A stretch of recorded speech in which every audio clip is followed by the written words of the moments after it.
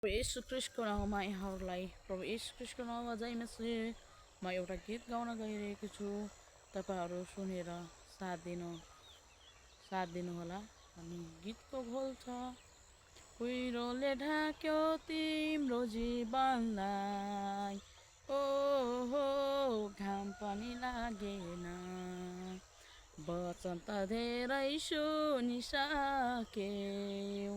ओ हो परिवर्तन भएनौ, वचन त धेरै पढिसक्यौ, ओ हो परिवर्तन भएनौ।